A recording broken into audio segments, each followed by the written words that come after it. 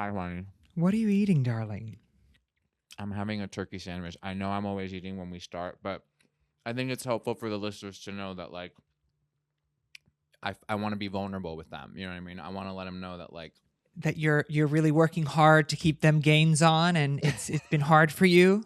Is that yeah, the vulnerability you'd like to share with America? mm-hmm.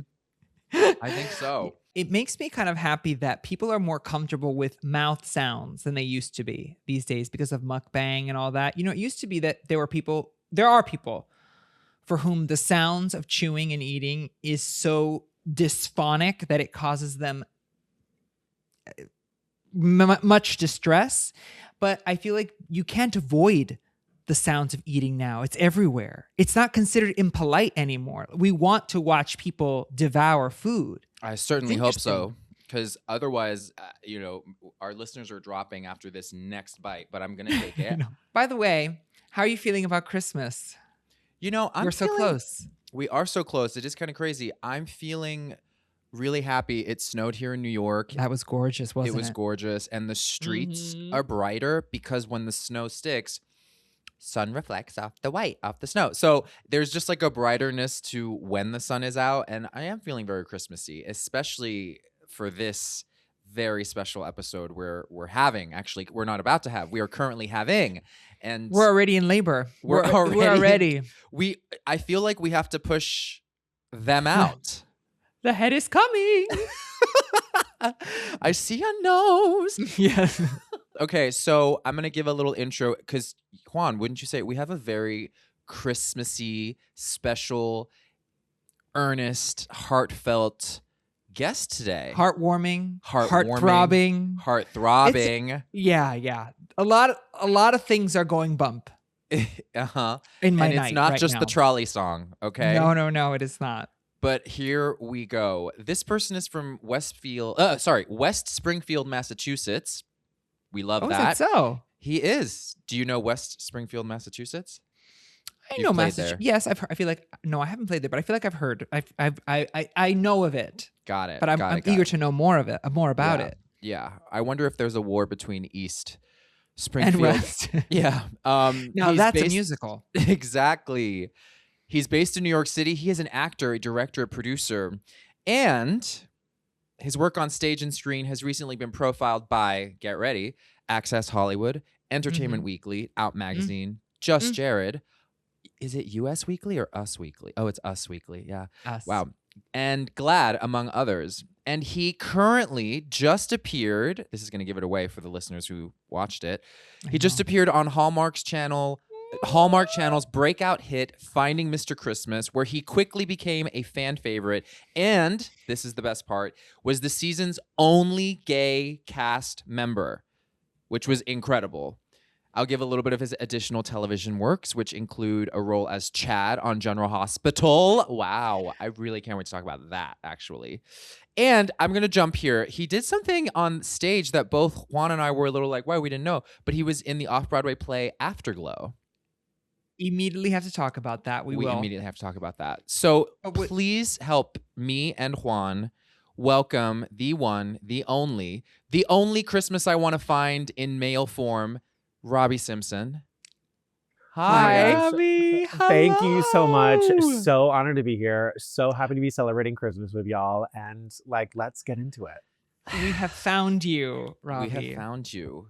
So happy to be here. Y'all, your podcast is incredible. Just love it. Such a fan. Thank you. Feel like we're cut from the same cloth. We are already speaking the same language. So I think that's true. I think that's very, very true. Just from the little bit of conversation we've had already, I'm like, oh, this is something good is bubbling here. She's very, very good. Through and through. Wait a minute. I have to ask you a question. First thing, tell me this, and you have to answer honestly because it's important. What is your favorite Hallmark Christmas movie? Ooh, easy. The Holiday Spectacular. Have you seen it? Starring Jenna Claire Mason from this little musical you probably haven't heard of called Wicked. Yes. And it's the Rockettes musical. So Hallmark has started doing these partnerships with football teams, like et cetera, et cetera. They're doing one with Disney next year, which is huge. But one of the first ones they did was with the Radio City Rockettes. So it's an old time period musical about Gina Claire's character wanting to be a Rockette, and it's so good. It's like so high budget. The Rockettes are incredible, and there's like actual like Broadway folks in it. Like Derek Klennett is in it, and it's just so good. Like filmed on location in New York, and brilliant. Oh wow! Have you seen it?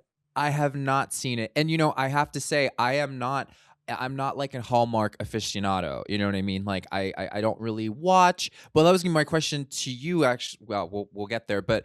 I don't know the canon of work that Hallmark has provided for these years and years, but watching Finding Mr. Christmas and getting to start my 7-day trial on the Hallmark Channel app was actually like first episode was a little bit of an adjustment because I don't know what this says about me, but I was like, wow, everyone is so earnest. Everyone is so endearing. And I'm just like a person who's like, I don't trust it at all. You know what I mean? Like I had a hard time like sitting with it at first. And then I put on episode 2 and I watched episode 3 again this morning. And I literally was like, you would think it was like Saturday morning cartoons. And I was voice memoing with Joey Harrow, friend of the pod, because he loves the show, by the way.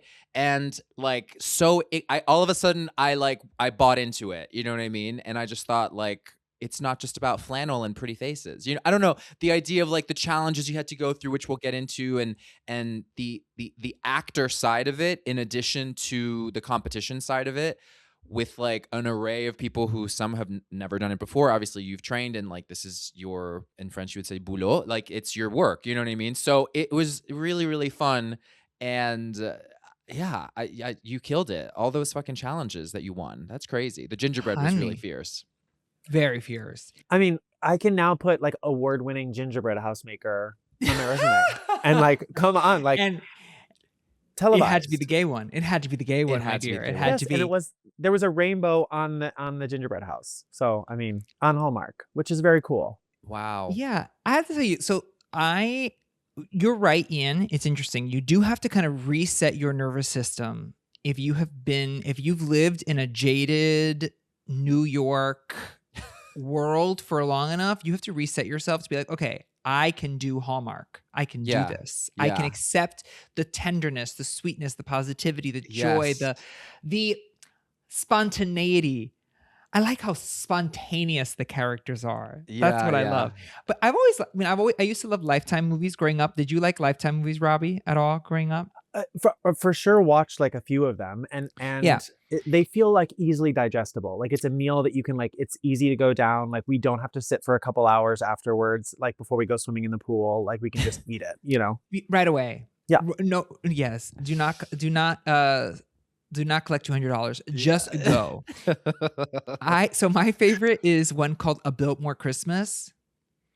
Okay. And so A Biltmore Christmas. Like I know that the main character's name is Lucy, and she is hired to like redirect a beloved holiday movie. She lands like the job to redo it, and it's like set at the Biltmore estate, so it's this beautiful vista, and I love it because she's like a creative getting the chance to do this thing that she loves, and it's redoing this holiday movie. And I especially love it because I had gone through a breakup that kind of holiday season just before, and I feel like the Hallmark brand, the idea of these just wonderfully ooey-gooey, juicy, delicious, romantic little morsels really were very healing for me. You know what I mean? It's like, it helps you just have a little bit of fun.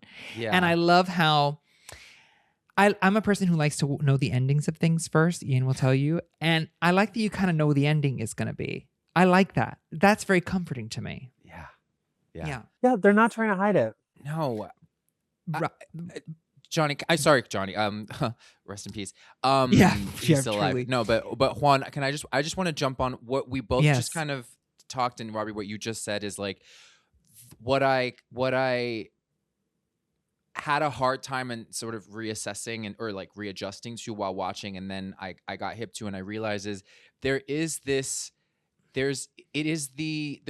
a sweetness and like an openness for if you're that actor who's like been in many of them, or you're the girl that everybody loves, and like to be able to summon that like unironically is actually like no small feat. You know what I mean? Because you have to be very genuine, and you can tell. And that's what I loved about watching the show is I was like, oh, I am watching people who are for sure genuine, and then the disingenuous ones who like they lost it, right? You know, like Davey, who like it was too hard to be vulnerable or whatever. Like so in some way, I think Hallmark, hot take here, I think Hallmark should be like required viewing for like grief, or for, I don't know, like just a tender sweetness for all actors and people in general, you know?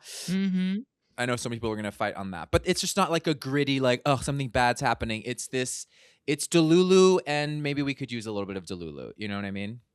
Yes, yes. And it's bringing people together. And the other thing that I really feel, because I grew up watching Hallmark, I really like watched it with my mom. Like it was something that she really loved. So we would do it Me together.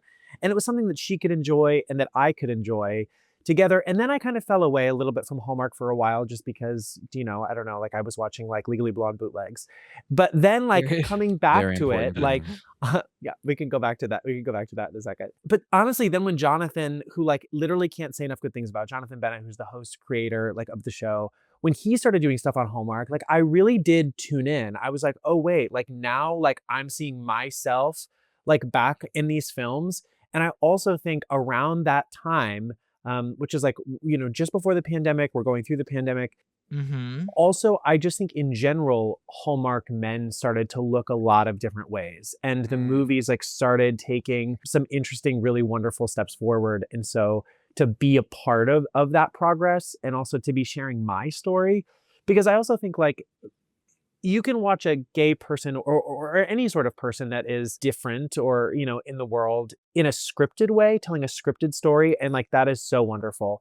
But I think why reality TV is so special is because like when I'm talking about my life, that's my life. Do you know, like I'm talking about my partner, my mom, like my life, my actual lived experience.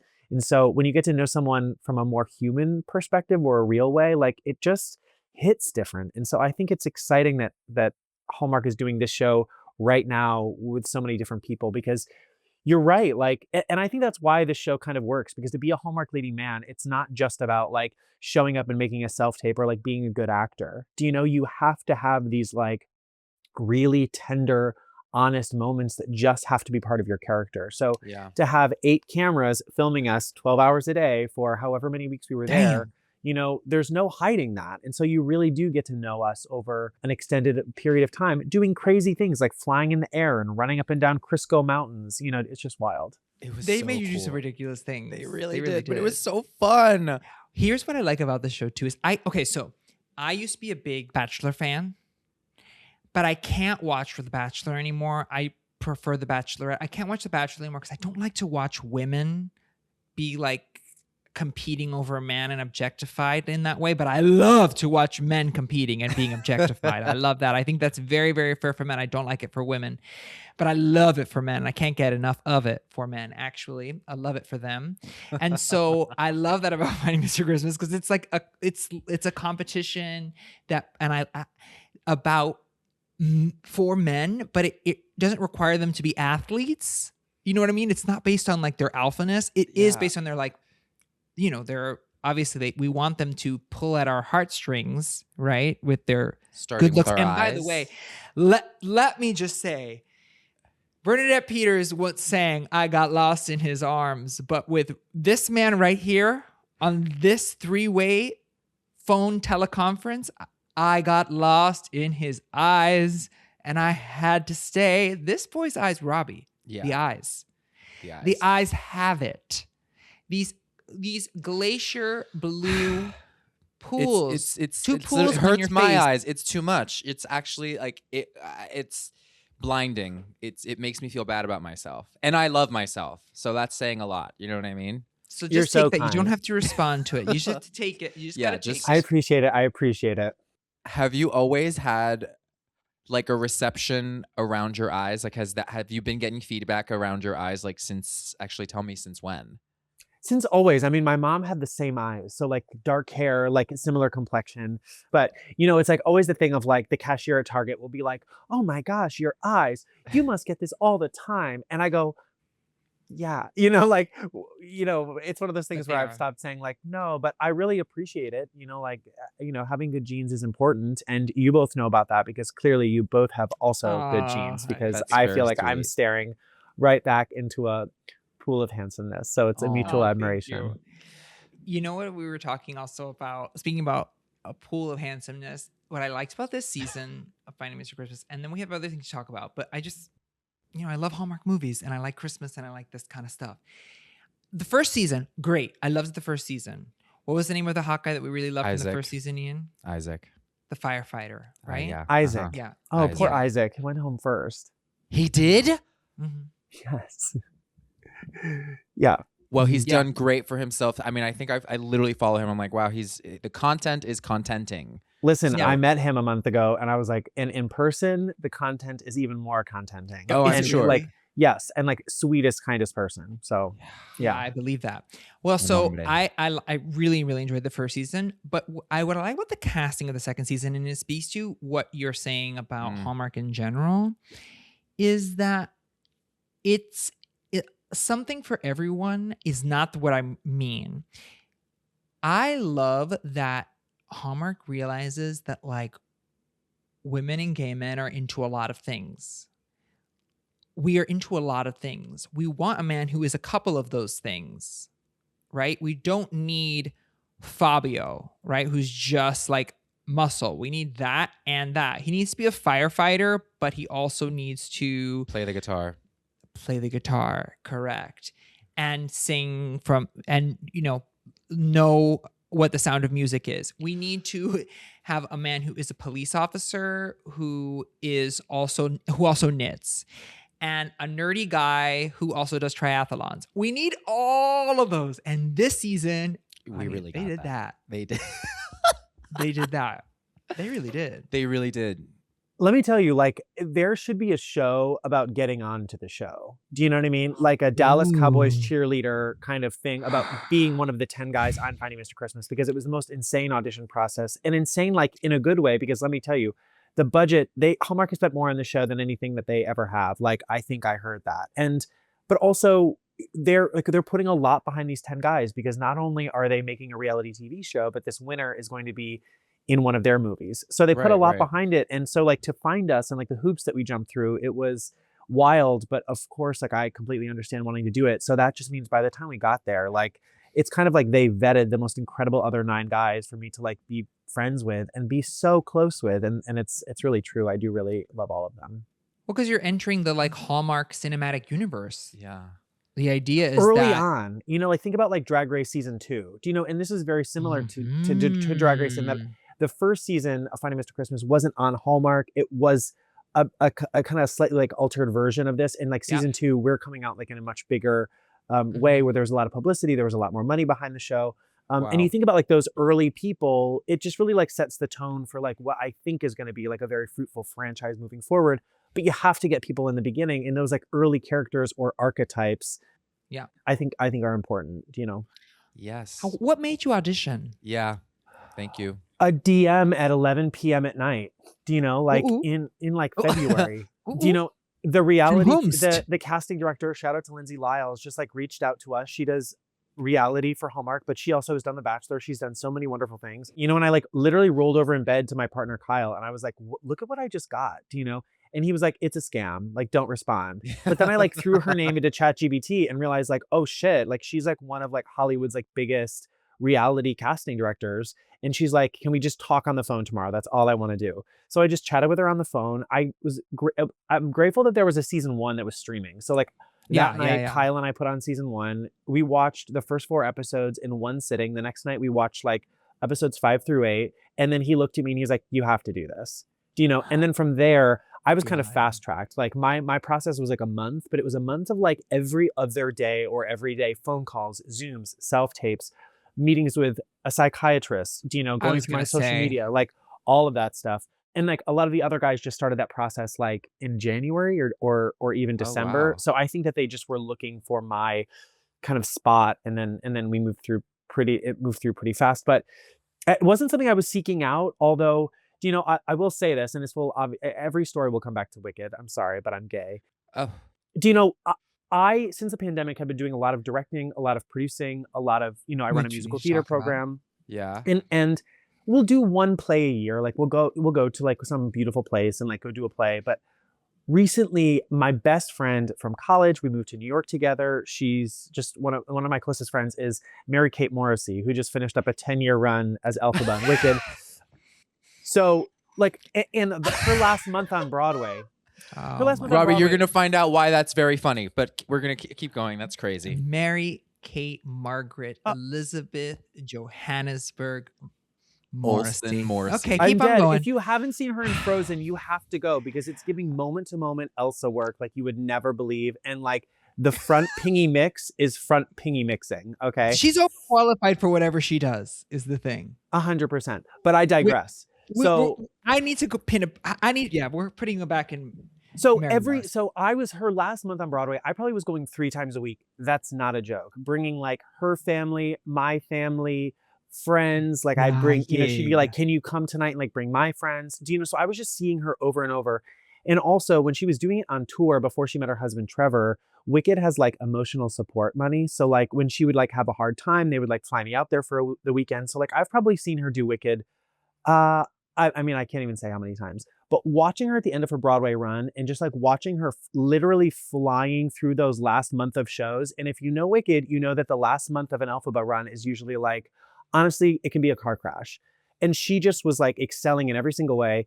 And I was like, I remember sitting watching her and being like, you know what? Like, I don't think I'm like really pursuing the thing that I want to do or like the thing that I'm not done with it. Do you know? And I just done a play where Oh, I see. I just done a play where I was on, you know, I was on stage in Nantucket and was like doing this play that I'd always wanted to do. It's called 6 Dance Lessons in 6 Weeks. It's this like beautifully written gay man, 2-character show.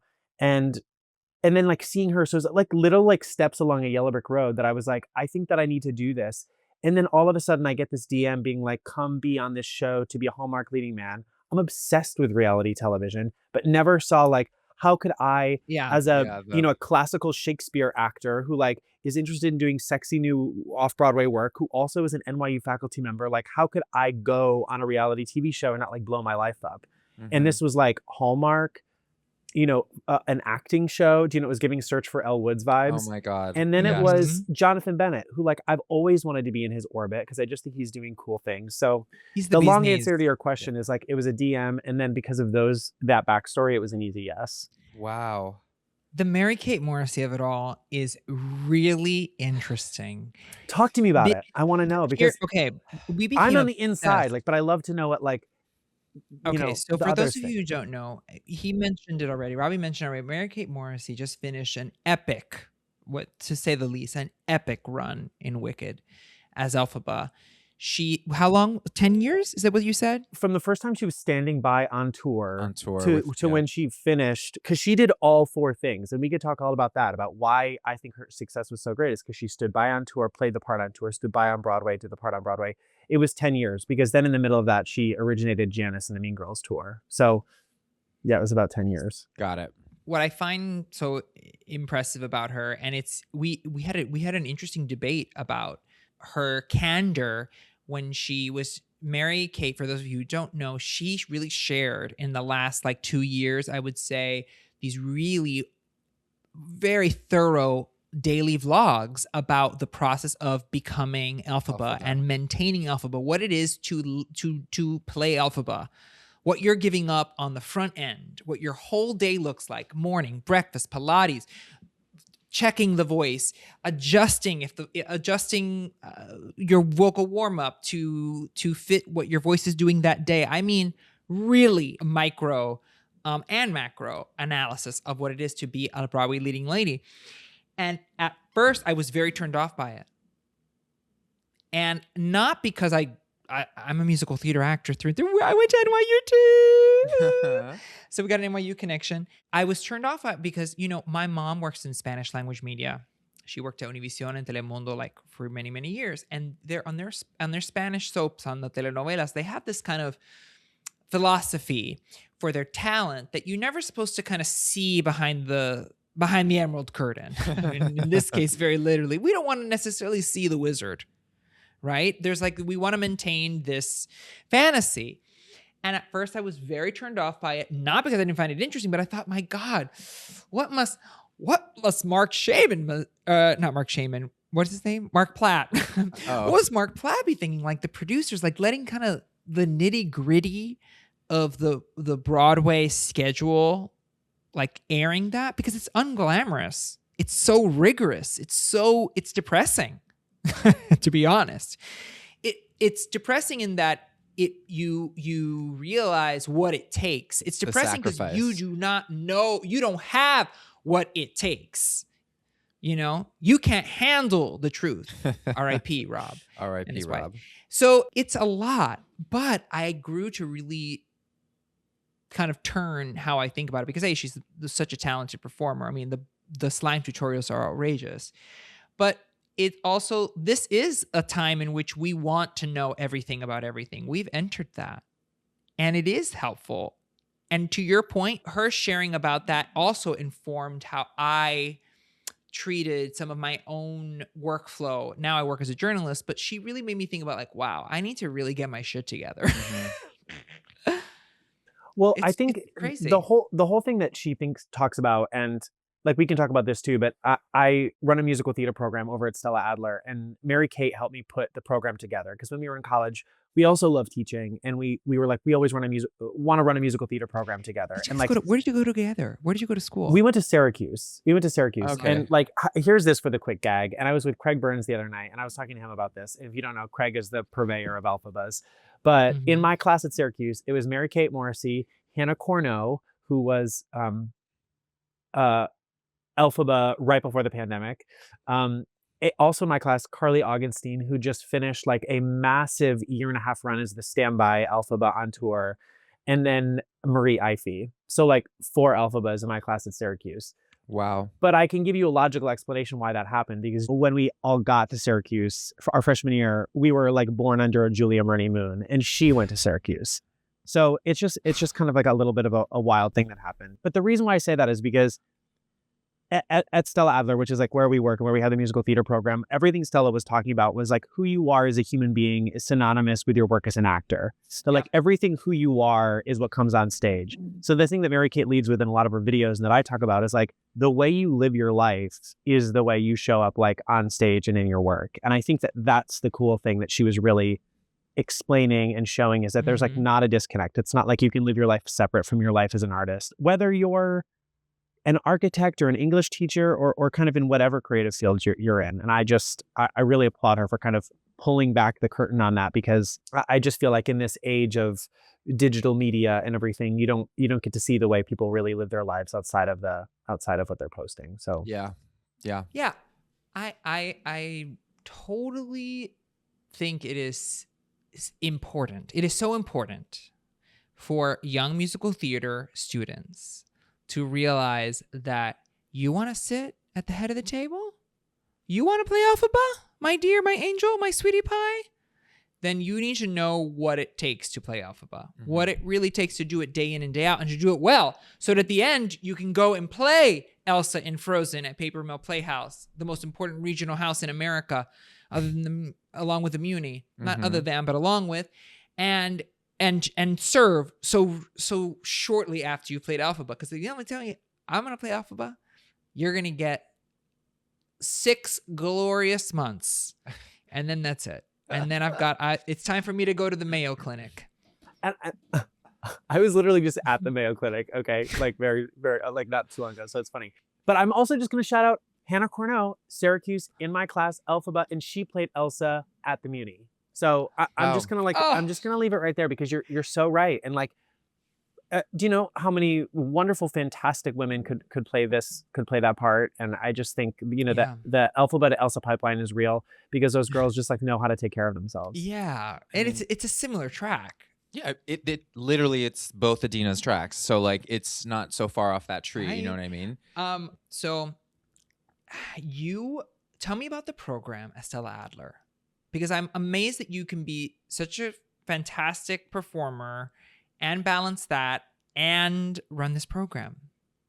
Tell me more. That's so kind of you to want to talk about it, because it really is like the thing. Going and teaching and running this program, and I'll definitely talk about it, is the thing that it fills my cup. Like, it fills my bucket. It like really gives me so much joy and so much purpose and so much intention, so that I can go out into the profession, which, as you both know, is extremely difficult, and kind of like bleed dry a little bit, you know? And I actually heard Celia Keenan-Bolger talk about that. Like, she does the things she does so that like you can go into the business and like you can sustain this career. And it's really the thing that I found that helps me sustain it.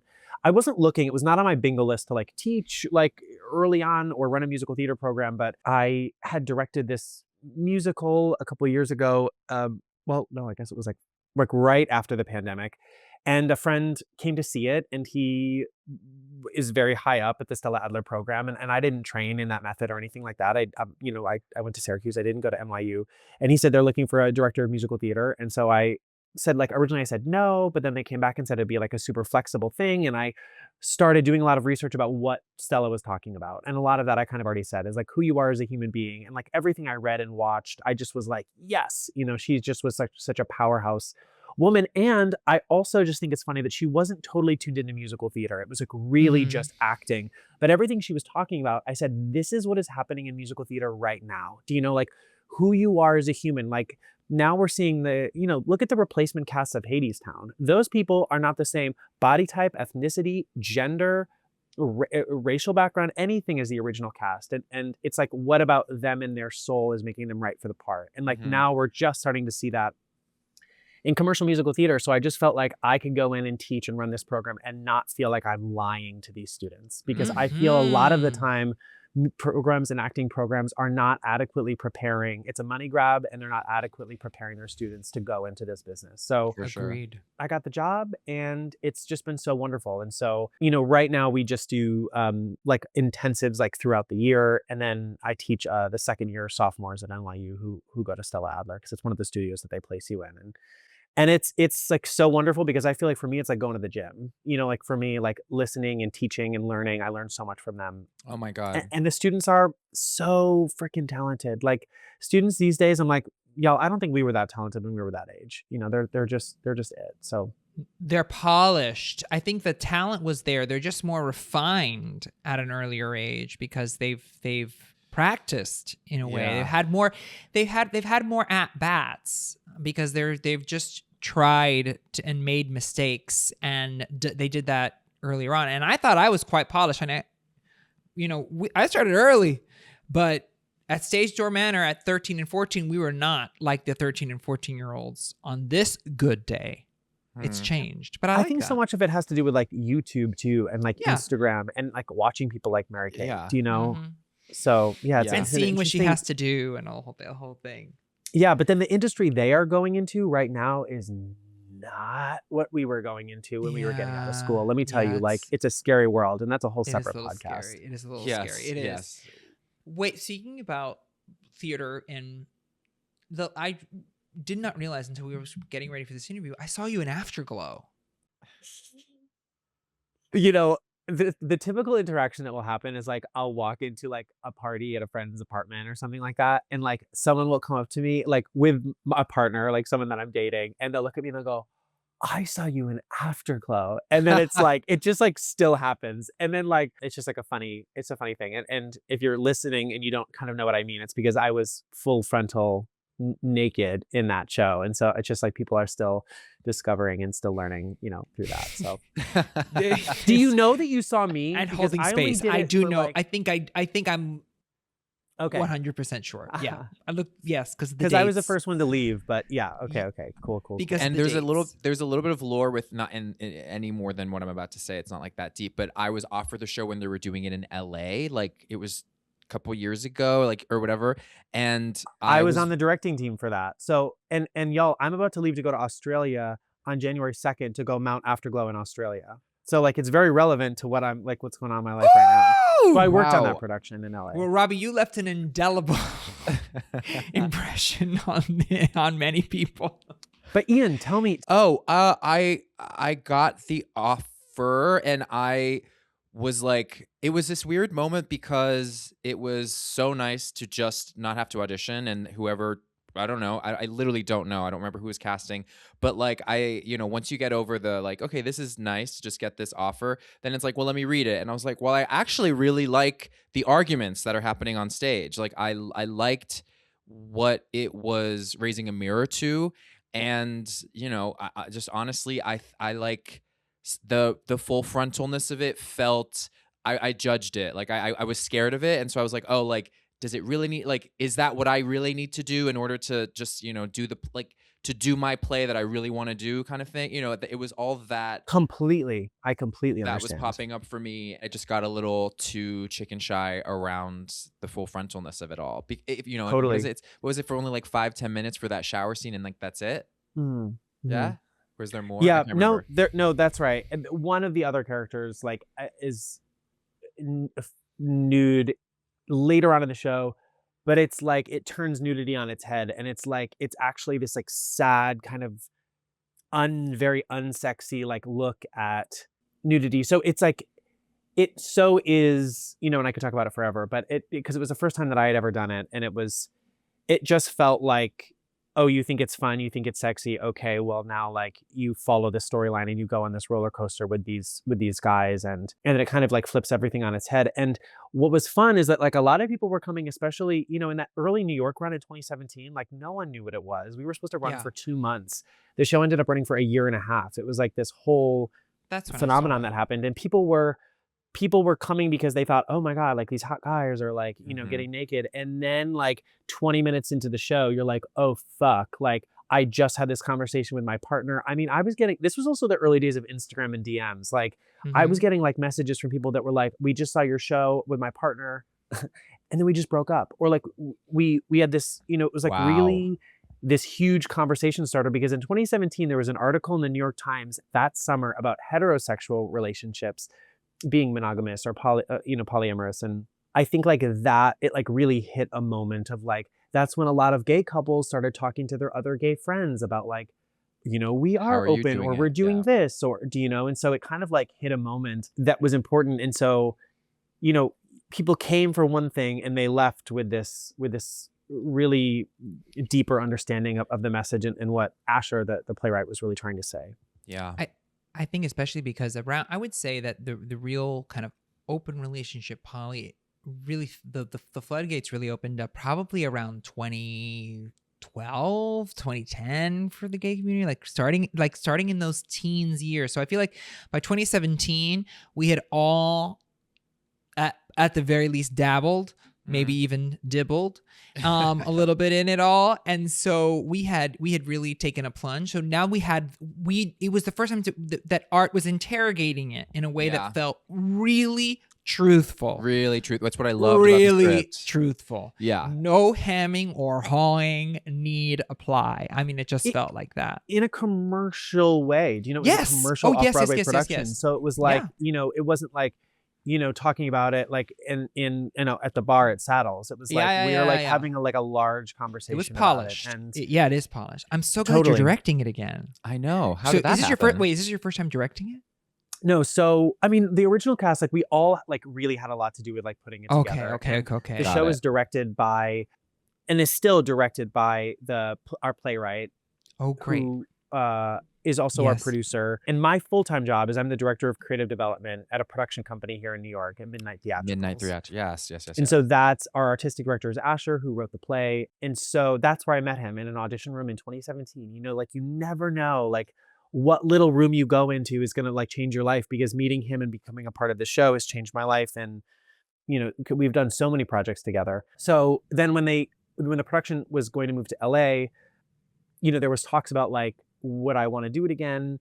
I loved my time doing it. And that's like when I was really like moving more into directing. And so I came on board as the associate director and like really staged it with him. And we had a lot to do with, putting the show together. And then last year, well, I guess it was like a year and a half ago, we went to London and did it. That was like an incredible experience. And every time we do it, the show gets better and better and better. And then we'd always wanted to go to Australia. So like the whole original creative team is now going to Sydney, Australia on January 2nd. And we're rehearsing it in Sydney, and then we're opening it in Melbourne. and then it's going back to Sydney. And we have Matthew Mitchum is going to play the lead, and he is the first openly gay winner of a gold medal at the Olympics. Wow. Oh and my so goodness, he's yes. huge in like our cast, but he's an actor. He's been acting. He just did a show in London. I mean, he's like Is he a diver? Yes, incredibly established. And those divers, they're easy to look at, and we're so excited to have him along with a fantastic cast to do Australia with. And so it's going to be like getting the band back together. And like, you didn't hear it here first, but this is all in preparation to bring Afterglow back to New York City for the 10-year reunion production. And we're so excited, to do that. Wow. So it's kind of the gift that keeps on giving. It's amazing. Yeah. And that's what we found. The conversation keeps going. It really does. And I'm sure it just, now in this, what did you say, 2012 was when it was unleashed, blah, blah, blah. Like now it's been, 13. 2017. Yeah, 2017 is when we did it. And just like you said earlier when we were speaking privately about how Robbie was producing us and said that we should have a Wicked episode every year and discuss and divulge what Wicked's done for us in the moment that we're in, of our lives then.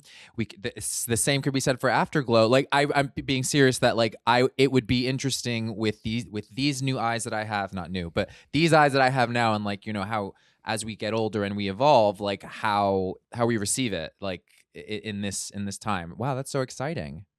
When Congrats. I had first done it, I had never been just candidly in an open relationship before. In fact, I was in like a very monogamous relationship. And now I have since been in an open relationship and experienced some of those things. So the way that like I approach working on these scenes or looking at these scenes or this play is completely different. You bring like new eyes to it. And how often do you get to revisit a project? Like you never get to, like in theater, like maybe you get to do a Hairspray a couple times, but like, you never get to come back to something like as you continue to get older. And I've thought about that so I was in Mamma Mia on Broadway, and that was my debut. And it was one of the best times of my life. I did it for 2 years, learned how to be in a show for a long time, yada, yada, yada, made family. And I think about this a lot, that like, how cool it would be to go back and do a show that maybe there were moments I was flippant about, or moments where you were like, ugh, I just don't want to do this today. You're like, I'm tired. The grind of being in a show for a really, really long time, and how I just know it would be, I hope I would, you don't want to waste it again. You're like, oh, this would be so amazing. And to hear the music, I don't know, like that. So that's very, very cool that you get to, in different ways, stay with the show, and it's still a part of you. You're still tethered to it in this beautiful way that you're both evolving, separately. Completely. Totally. I see. You could play one of the dads in Mamma Mia soon. Wow. Double homicide. So I don't know. We didn't say this earlier, but every guest henceforth is kind of auditioning to be our third leche. But I think, I don't know, Robbie. I don't know if it's going to work out with you, but this has been really fun. And we still have another, we've got another 35 minutes. So like, you should just feel good knowing that moving forward, whatever we talk about, like, you don't have to try. You don't have to be nice to me. Still be nice to Juan, of course. But, you've been so nice to me throughout this whole episode. And the last little comment really nailed that. Listen, making fun of people is a form of flattery. So it is. No, and you just hear, I love to bit, you know what I mean? Like, to me, it's like, boop, boop, boop. I could tangent on it. I'm just kidding. But Juan, what were you going to say? I'm definitely ready to play Donna or Tanya. So I'm not hemming or hawing on that. I'm ready. Yeah. I'm ready. I'm welcoming it. My Sophie days are gone. I can't keep the caloric deficit to stay in Sophie's costumes anymore. I can't do that. I can't even stay in Tanya's costume. So it's Donna or Rosie, really, or bust. And that's why Granny. I'm no longer doing Afterglow anymore, because those caloric intake was, it was different 10 years ago. Oh, I don't know about that. Well, if you need a replacement, I've never been to Australia, so yeah. I'm feeling more willing as this episode. Oh, the tune has changed. Oh. I mean, can I tell you, interestingly enough, like, yes, in the same way that I had my adjustment or was a little like, Hallmark, right? Just that thing of it's not what I go to. But then after the first episode and second episode, and you realize like how kind of just it's not what you think it is. It's not the judgment goes away. You stop judging it, right? And you buy in, feeling the same with you right now in the way that you were talking about the show and the way that we met earlier this summer, and like I just feel like I would trust you as a collaborator. So like that was one of the things is like I got the offer and I remembered like I don't know Asher. I think if I had a conversation, or if, said casting director had said, can I just have a conversation with you? I want to pitch this. Like maybe that would have helped, It comes down to like, can someone hold my hand and make me feel safe around my own fears with jumping in and doing something? You know what I mean? 100%, because I also think like, of course I had the fears when it first happened. Like it was one of the first bigger jobs for me. And I was like, oh no, like am I going to get pigeonholed? Are people only going to see me this way? But like I jumped in, it was crazy. Like I just signed with a new manager, and the manager was like, what do you want to do? I said, sexy off-Broadway theater. He's like, I got you this audition. And then from then I was worried like, oh, things are going to change for me. But it's like, I just kept being seen then for a while. Like, and right after that, I went to St. Louis to do this like new E.M. Forster like gay play. Like I ended up like getting the more string of things that like actually were more in line with like the stuff that like I actually wanted to do. And then the Hallmark Channel called, which could you get more different than the Hallmark Channel? And I'm going from the Hallmark Channel back to that world. So and that says a lot about, I think, what I'm learning, sitting here talking to you is I can just feel from you, you're very intentional about, and we share sort of like that witchiness of like, I believe this thing. There's a persistence, like when we were talking about, you got to really want it for, if you want to be the Elphaba, blah, blah, blah. Like I was that girl too. Like from Mamma Mia and on, like I had a very successful like time on Broadway and loved doing what I do. But more so the pursuit of it was also like, I belong here. I love this thing. I love going in rooms. I love meeting like directors and blah, blah, blah, right? And so I feel that from you and your soul. And to me, that's like what you just said makes total sense. Like that you're like, I want sexy off Broadway. I actually think Afterglow is perfect. It's so perfect. It's like once you get over those first 5-10 minutes, which are just going to be the more harshly judged, easy things to maybe sort of talk about. And then you get to the heart of the matter. You're like, to me, it all just makes complete total sense the way it's gone down. And that's coming from you. That's like a you thing. That's your vibration. At the end of the day, that I always just say, it's like, where does the check clear? And sometimes that's the motto. Like you're like, where do the checks clear? Because that's where I'll go. And the deeper intention behind that is like, what doors are opening? Like some things, it's like, I wasn't like trying to run a musical theater school. Like I wasn't trying to like become a producer at like an off-Broadway commercial production company. It's just like, but those are the doors that open, and those are where the checks are clearing. And like, there's something to be said about just like where, but it's like, it sounds capitalist, but it's also like, where are your gifts like being wanted? And like, sometimes I see friends that like pass on opportunities, or like, I don't really want to do that, but it's like, I don't know, there's a gift about you and your soul that is like needing to like go through that door. And so sometimes like and at the end of your life, or when I do, interviews like this, it's like, oh yeah, of course that happened, and this happened from here. But it's like, and I'm sure you both understand, like you look back and you're like, oh, that's why that was happening. Or like, I can see why X, Y, and Z had to happen for like, W to happen. So I read that your dream role in the musical theater is George in Sundays in the Park with George. And you may get a chance to do Miss Ariana Grande. I literally made that joke yesterday. That is so fucking yeah. Are you ready? Do you think that's real? Do you think that's true? Usually when Paget reports on stuff, it's pretty true. But I'm just like, that blows my mind that the two of them would do that. I think Ari is. It feels very reasonable, actually, to me. And to me, like knowing her, I just know that if she's like, I really want to do this, this sounds like it. Or if it was plucked out of someone else's idea, but it's like, as you're working with Jonathan, like this, but it's she does that. Like she's a mega pop star, but like she'll do a Jason Robert Brown album, and she'll like do a concert where Jason's on stage. Like there's this other way that she, I think, like also wants to keep cutting her teeth. You know what I mean? She doesn't have to cut her teeth, but you know what I mean? Like I absolutely buy it. I'm just she definitely wants to.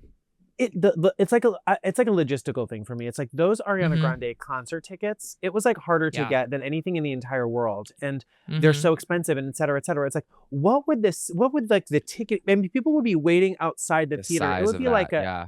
I just feel like, you know, I just listened to Barbara Streisand's autobiography, which it's amazing. It's so good. My God. But it's like Ariana Grande It's is our exquisite. generation's Barbara Streisand, but it's like she's so famous, and with social media, it's like I just don't even understand logistically how she could do a Broadway show right now. And it's not even Broadway. And those theaters in London, they're even smaller. So it's They're like, tiny. how much are they going to go for? Like, I just don't understand logistically how that could ever That's a happen. very good point. That's a very, Yeah. very good You know, point. because like Yeah. even the concert was crazy, and that was Arena. I was just watching TikToks of people crying, like sobbing with friends surprising them with tickets after they thought they weren't going to go, like this morning. To Ari's It's- concert? Yeah. Yes. that like just happened to Like, me. yeah. Honestly, like my friend just like he just was like, my I just got Ariana Grande floor tickets like from a client, and I was like, I have to go with you. And he was like, well, I actually, you know, if I have to bring my boyfriend. Wait, I know your and I friend. was like, Shoot your shot. 100%. My new mission in life is to convince my ex friend's boyfriend that he cannot go to this Ariana Grande concert, and you know I will succeed. Do you know?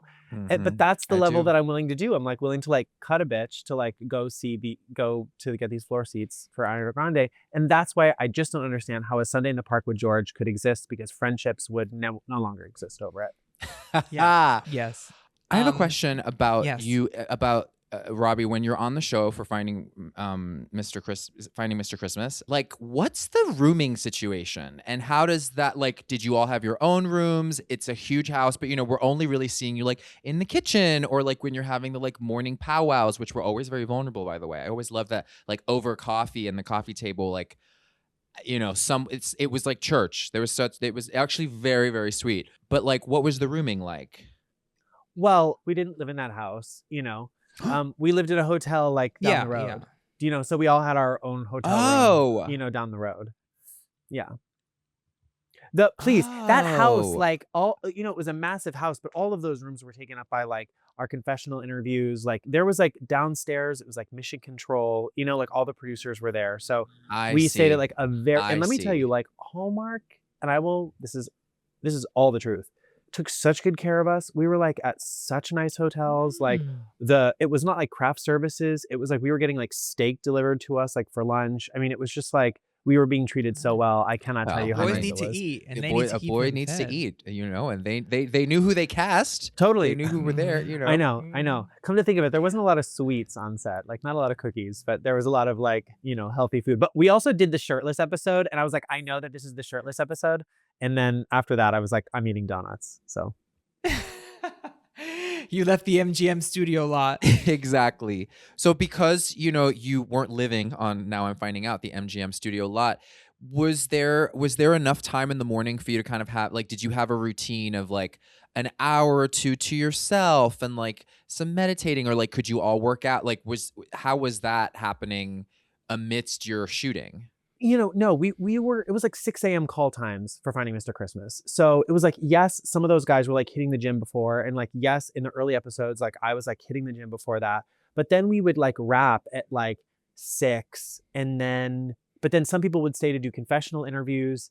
So it was like extremely full days, but it got to be so like every morning, it was like the best time of my life. Like, and when I tell people that, like, you don't really get it. And like, I was talking to Kyle about it, and I was saying like when I'm eliminated in, you know, episode 5, but like also get to episode 4, because episode 4 is the best. That's like, I did a whole watch party in New York City for episode 4 because it just goes very well for a few reasons. It is great. Because episode 4, like, not only do I win the episode, but like, spoiler alert, but like I get immunity. Like it's like I am like, you know, God's gift, and then I go home in the very next episode. And so it was like pretty devastating when you watch that video that's like kind of gone viral a little bit of like Jonathan, and he's so sweet to me. Yeah. And he like comes over and hugs me.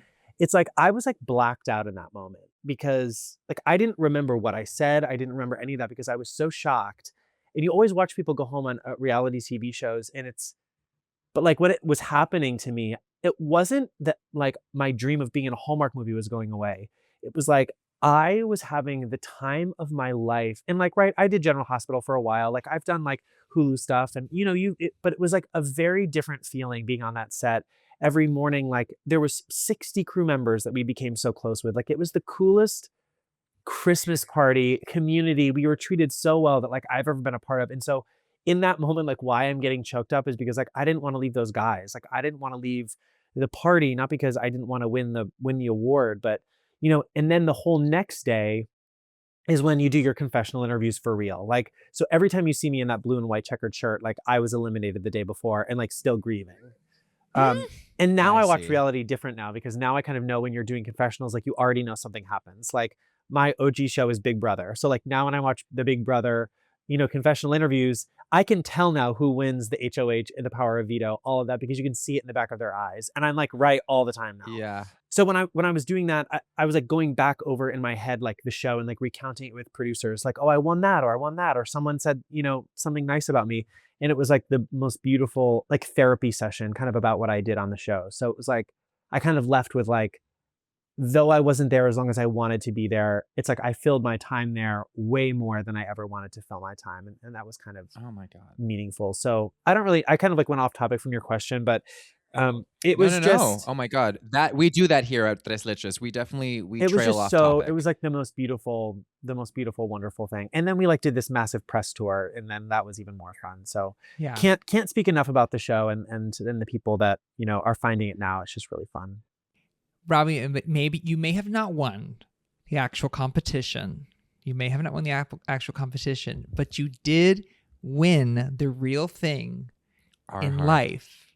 Because as I was stalking you, Kyle, your beautiful, adorable boyfriend, so cute. Oh my God, like you guys are just like the cutest and hot, cute, hot, cute, hot, cute, hot. Love it, love it, love it, love it, love it. Can't get enough of it. Would like a little more of it, please. Thank you. Kyle shared a post, and are you ready for the caption, Ian? No, tell me. It's a montage, okay? It's like a reel. It's just moment, beautiful moment, dog, I'm getting my tissues. kiss on the lips, beautiful drag shows, lunch, dinner, iced coffees, Christmas trees. And Kyle's caption is, living my real life Hallmark movie. And it is. It's the best. Sorry, I'm just gonna. No, I know. I'm kidding. No, I'm kidding. Where's the Sofran? Bring I out wouldn't be an Ian actor if I didn't Sofran. take that take. You know what I mean? I want to be like, what's his name? Who won? Craig. Jake? Craig. He was choices. Anyway, wow, that's very, yes. Oh my God. It's really sweet. It's very tender. Kyle is lovely. So sweet. And like the cool part is that like through social media, so many queer people watch Hallmark Channel way more than I thought. Maybe like not in big cities. And so people reaching out Yeah, they're just like hiding and like it, maybe. commenting on that video or like DMing me and being like, I've watched Hallmark since I was young and never did I think I would see someone like me like on the TV there. And so like that is winning to me. Like that is being like affirming that like your life is important and then like the way you live your life is just as beautiful, accepting, and interesting and worthy of television and worthy of Hallmark. That's like the coolest thing in the whole world. Because you can do Afterglow in New York City, or you can do Afterglow in London or Sydney or wherever, but like you're preaching to a lot of people who already agree with you. But like when Hallmark is the highest rated network at Christmas time. 70 million people are watching Hallmark this Christmas. And so to like have that message like be spreading in, to places that I've probably never even heard of before, like and healing East Springfield, which doesn't exist. See? Yeah, there you go. That's the win. So thank you for saying that one. Yeah. Oh my God. So we can't let you leave without doing one spilled milk, Oh, which is yes. where our fabulous milkers, our listeners, they write in and ask a question of us, but of you, because you are a special guest. So are you ready for this holiday themed spilled milk? I'm so ready for it. Okay. It's a good one, and it's Christmas themed, and I think you can speak to it beautifully. Okay. Outside of my family, people see me as successful and confident. At home during the holidays, I feel like I'm still being measured by old milestones. I'm just some insecure queer kid. How do you reconcile those two versions of yourself? Did I write that? Just kidding. And isn't that something? Because we grow up these, sometimes being made fun of or always being a little bit, even if we were celebrated, we were like different. And then we go to the big city and we are all Liza Minnelli. We are just all stars, toasts of the town. And then we got to go back to the other town. Yeah. To the regional place. Yeah. No. Robbie? Yeah. Not to put you on but the let spot, me but- be super honest about this. And I feel like this has been like categorically Robbie Simpson my entire life. Like, yes, I went to a really great acting school, but I wasn't one of the stars. Yes, like I went to a really great grad program for acting, but I was not one of the stars. And like every time I feel like something happens for me, it's really great. But like, just like Finding Mr. Christmas, like I went on a really great TV show, but I was not in the top 3. Do you know? So I feel like my whole life has been almost getting there, but like not really hitting the top or being the star. So sometimes like, and I'll relate this to going home for the holidays, but like I think that has what's kept me going. I think it's like never kind of getting there or never really achieving the thing that I thought was like the top of the pyramid, and my plan in life like always kind of changing. So it's hard going home at Christmas and seeing family and never saying like, I got the series regular, or like I booked the Broadway show, or like I won the Mr. Christmas. So like, and that always like internalizes is like, I'm not good enough.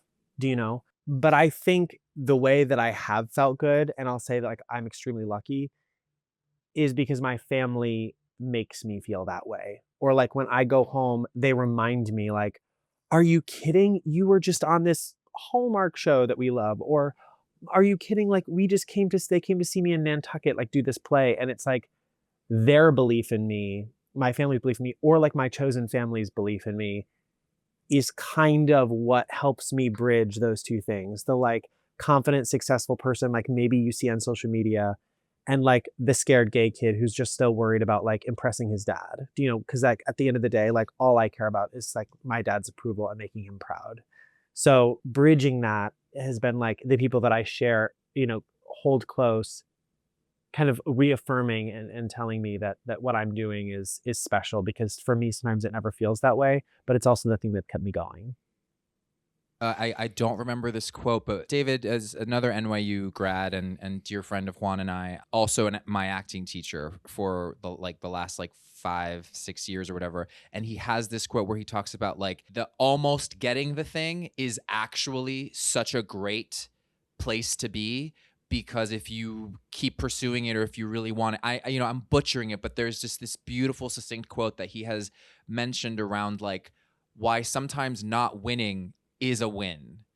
And I've thought about that a lot because of what we categorize as, like, obviously with the show, you're saying like top 3 and like maybe not getting them, but fine. But that's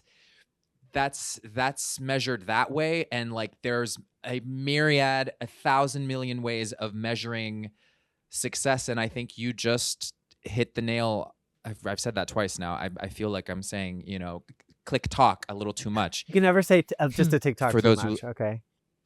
I think they said it a little too much and for good. Oh yeah. But that will be another episode. But anyway, like I just love that you brought it back to essentially like it comes down to what your chosen family and family think of you, because that is the win. And I just thank you for sharing that. And you're so motivated and so driven, and that you have that awareness and that kind of like connection is, I think, what's going to propel you very, very, very far.